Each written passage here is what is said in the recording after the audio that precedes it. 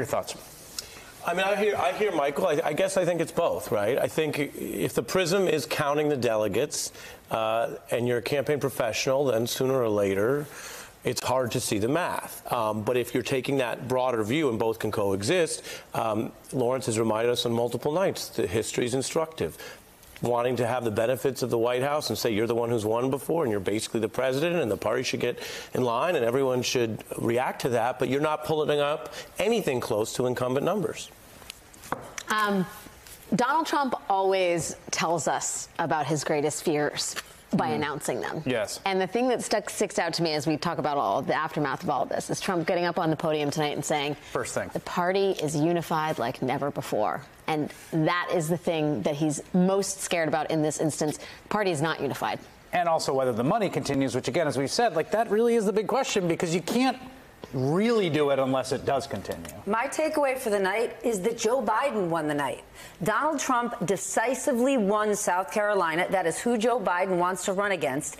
And Nikki Haley pulled between 30 and 40% of the voters who are not voting for Nikki Haley policies. They were voting against Donald Trump.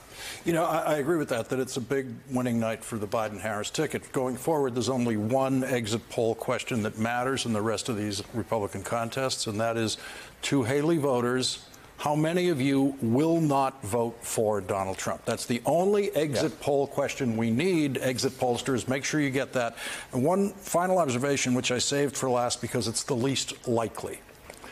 A lot of speculation about why is Nikki Haley staying in there. This is the least likely. It happens once in a great while.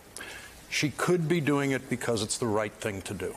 That is one of the possible reasons. I've seen it. It is rare.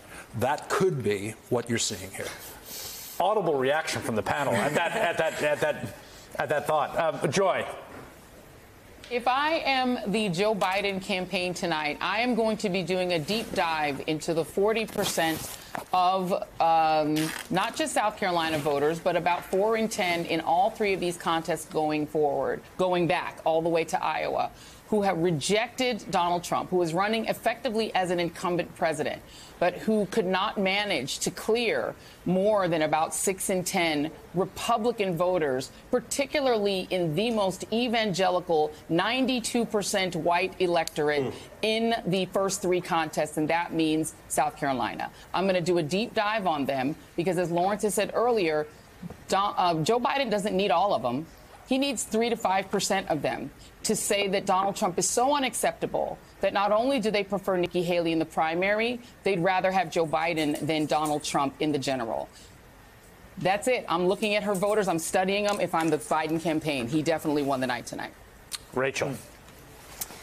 The number that I'm thinking about tonight is $454 million because Trump only has 30 days to put that up or put up bond for that before Letitia James starts taking Trump Tower or taking 40 Wall Street or taking his other buildings. And we're talking about how Trump wants everything to be unified. He wants to lock up the RNC. He wants to get those joint fundraising operations under his own control.